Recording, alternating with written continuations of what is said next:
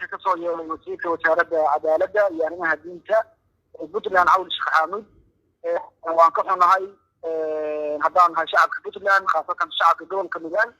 hadalka lagu gashay maamul goboleedyada shanta oo ay ka mid yihiin dowlad goboleedka koonfur galbeed Hirshabeelle iyo Galmudug waa ka xunahay arrintaas muxuudar baan ka bixinaynaa waxaan la qabno maaha halka waa dad Soomaaliyeed baa ku nool waxaan ahay dad dhalinyaro 30 sano iyo dagaal sokeeye iyo waxaan ku jiray qabiil iyo qurun maanta waxaan aaminsanahay Soomaalidu wax baratay iyo dadka dhalinyarada wax la fahmayo dadkii kala dhigaato iyo qabiilka soo maray marka laga gudbayo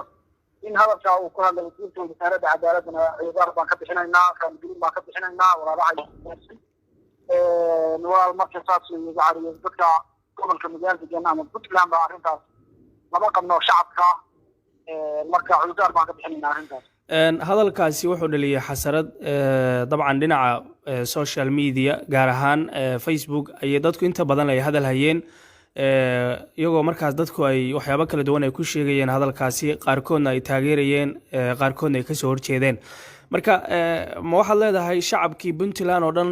hadalkaasi lama ay qabaan wasiirka oo dad baa ka soo horjeeda anigu Puntland baan joogaa qaasada gobolka Midland degmo ka tirsan oo yiraahday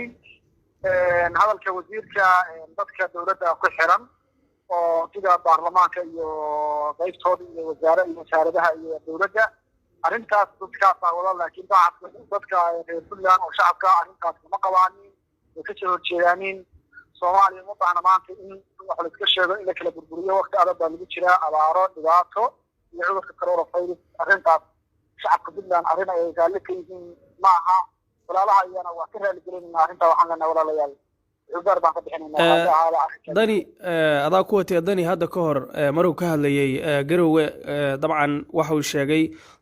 isna ruuxadiisa in madaxweynaha Galmudug Qoorqoor induu Samareeb la yiri tag oo Zoom ka soo gal hadalkaas Qoorqoor si xun buu uga carooday sida aan warka ay nagu soo gaareen marka tani soo uma muuqato midii labaad loogu gafayo maamulada gaar ahaan Galmudug walaalow waa mahadsantahay Cabduul iyo Galmudug horta waxaan ahay dad eriska oo Soomaalida ka sokow walaalada kale waxaan ka gudbisanahay iyaga deris baan nahay xuduud baan leenahay dadka iska xignaa arrimaha siyaasadda oo madaxweyne dani iyo xukuumaddiisa dhammaan shacabka Puntland arrintaas lama qabaanin oo gaska ah dabcan cidda markaa xukunka haysta oo madaxweynaha iyo wasiiradiisa arrintaas waa dabcan way wadaanin ayagu laakiin dadkan Soomaaliyeed oo Puntland degan oo shacabka ay wadaanin wax ka hor imaanayo ahmiyada iyo qarannimada waxaan rabaa inaan halkan uga faa'iideysto madaxweyne Qoorqoor Axmed Kaari Qoorqoor waa nin dhalinyaro ah oo aad u dadaalay dadka wax fahamsan kamida oo dhalinyarada oo ay ka baxday baashi la oran jiray qabiilka u diraya Soomaaliyadnimo waxaan rabaa halkan inaan uga mahadiyo waa ku mahadsan tahay dadaalada badan oo ka galay qanaaca kiran loo soo hayay doorashada halka si gaar ah Qoorqoor waa ugu mahadcelinayaa arrintaas walaal ma jirto oo kaba maqano goboleedyada dalka ka jira in la tagana wax Puntland lagu gafayo xashaalillah warkaas wax la soo gaaray ama maqalay ama shaqadiisa ka jira marka maxaa keenay baa isleeda marka arrimahaas soo laabanaya madaxda Galmudug qaarkood madaxda Puntland qaarkood ay ku hadlayaan maxaa keenay baa isleedahay dhinaca hadalka xanafta leh oo bahda warbaahinta ay u marinayaan dhigooda kale maamulada kale ka jira Soomaaliya waxaan u malaynayaa Cabduul arrintaas soo noqonaysa halka كتير وحنا مرينا يا متقنا أولي يجينا وأنت إيش علميا لا ينتهي أريمها لسكايو دور الشرع أحمد غرور وحنا مرينا يعني ما غيره موجودات كات ملحونك وحاجة دولة الوتريو بدنا نشوف لنا واحد الوتريو هذاك الكلام مركزات أكيد كأكلها ugu dambeyn maxaad marka kula tali lahayd madaxda Puntland haday noqon lahayd hadalada xanafta leh warbaahinta ay u marinayaan maamulada ka jira Soomaaliya oo ay ku aflagaadeynayaan maxaad ugu baaqi lahayd waxaan ugu baaqayaa dhammaan madaxda maamul goboleedyada inay laga fogaado wixii dhibaato keenaya wixii hadal